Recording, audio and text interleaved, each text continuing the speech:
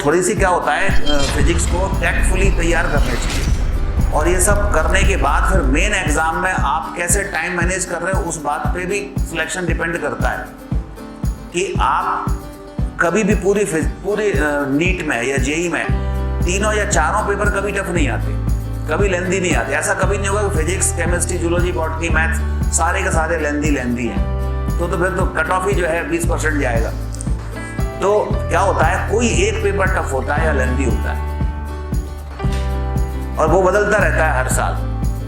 कभी फिजिक्स लेंदी हो गया तो कभी केमिस्ट्री लेंदी हो गया तो कभी जो है बायोलॉजी लेंदी हो गया। तो अपने को क्या है, टाइम मैनेज ऐसे करना चाहिए कि आप कभी भी फिजिक्स, कभी भी केमिस्ट्री, कभी भी मतलब कोई से भी टाइम पे करें। कोई से भी टाइम का मतलब चाहे आप बायोलॉजी पहले उठाएं या केमिस्ट्री पहले उठाएं या फिजिक्स पहले उठाएं, मेन एग्जाम की बात कर रहा हूँ, तो यही आप RBTS को भी मेन एग्जाम की तरह ट्रीट करके करोगे ना तो फायदा होगा। तो उसमें क्या होता है, जैसे मान लीजिए आपने फिक्स कर लिया, आइडियल टाइम सबके फिक्स कर लो क्या क्या होने चाहिए। बायोलॉजी का आइडियल टाइम होता है 45 से 50 मिनट। 45 से 50 मिनट में अगर आपकी बायोलॉजी हो रही है, ठीक है, आपने मान लो बायोलॉजी पहले उठाई तो अपन करते गए, ठीक है, करते गए। जैसे ही 45 मिनट हुए तुरंत चेक करो हमारे कितने क्वेश्चन हुए।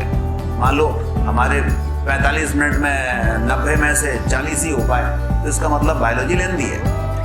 तो आप जो है ठीक है 40 हो गए, कोई दिक्कत नहीं है, और फिर ज़्यादा से ज़्यादा 10 मिनट और ले लो उसमें, फिर उसको बंद करो।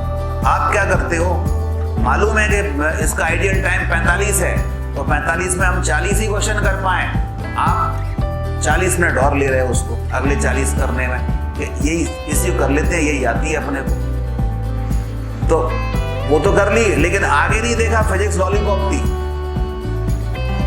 जब उसको देखने का समय मिला तो समय कितना बचा, 15 मिनट, 20 मिनट, अब कैसे होगी।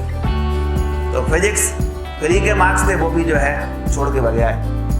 तो ये थोड़ा सा दिमाग लगाना चाहिए, ये कंपटीशन है, कोई 11th-12th का एग्जाम नहीं है कि अपन 3 घंटे बैठ करके लिख दो, जो भी आए कुछ ना कुछ मार्क्स दे ही देगा। तो वहाँ पर टाइम को मैनेज करना पड़ता है कि आइडियल टाइम बायो कितना है, 45 से 50 मिनट।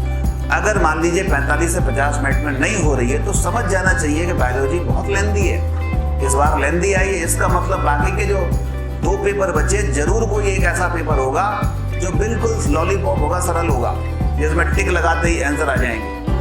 तो इस बार ऐसा ही हुआ, बायोलॉजी लेंदी थी, फिजिक्स बिल्कुल सरल थी, लेकिन फिजिक्स के लास्ट के लिए आपके पास समय ही नहीं था। तो वहां पे तुरंत कट करके केमिस्ट्री या फिजिक्स पे आ जाना चाहिए था।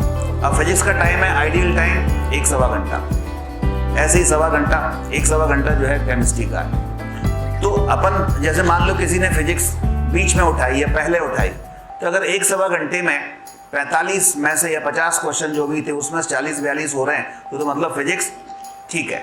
लेकिन मान लो 1-1.25 घंटे में हमसे 10 ही हुए, घंटा भर हो गया, 10 क्वेश्चन बन रहे हैं फिजिक्स के, इसका मतलब फिजिक्स बहुत टफ आई है, छोड़ो उसको 1 घंटे बाद, फिर बायोलॉजी पे आ जाओ तुरंत ही। ऐसा नहीं कि फिजिक्स में ही लगे रहे 2 घंटे। तो किसी भी सब्जेक्ट से पहली बात चिपकना नहीं है कि, क्योंकि जैसे मान लीजिए आपको अगर ये कॉन्फिडेंस है कि बायो हम जो है 1.5 घंटे में कर लेंगे, तो 1.5 घंटे से होगा क्या, बाकी के 1.5 घंटे में 2 सब्जेक्ट कर पाओगे क्या, नहीं कर पाओगे। 1.5 घंटे में पूरे 360 में से 360 भी कर लो तो 360 पर सिलेक्शन नहीं हो रहा, बाकी के 1.5 घंटे में आप जो है 100 नंबर भी नहीं ला पाओगे, है ना। तो इसलिए किसी भी एक सब्जेक्ट से चिपकना नहीं है, ये सबसे महत्वपूर्ण बात होती है कॉम्पिटिटिव एग्जाम की, कि अगर मान लीजिए 45-50 मिनट में बायोलॉजी नहीं हो रही तो उसको छोड़ो, फिर आगे करो, केमिस्ट्री कर लो, फिजिक्स कर लो, क्योंकि 2 सब्जेक्ट में से एक इतना आसान होगा कि जल्दी जल्दी हो जाएगा। तो जल्दी जल्दी जब कर लोगे ना तो एक तो कॉन्फिडेंस आ जाएगा, और फिर बाद में आधा घंटा तो मैं गारंटी दे रहा हूँ बचा ही रहेगा आपके पास।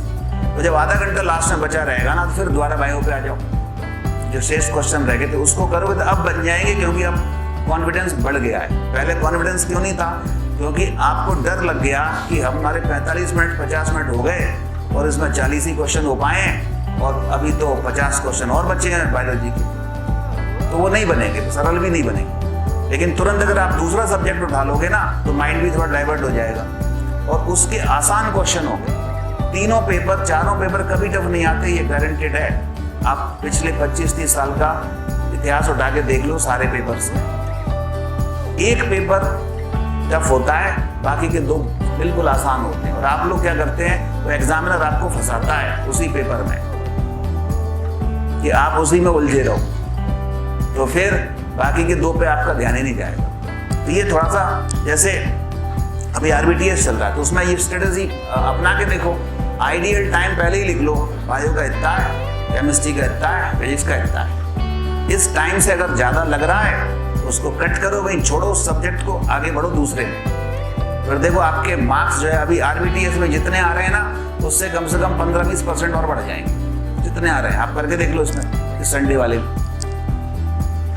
तो ये स्ट्रेटेजी फॉलो करनी पड़ती है।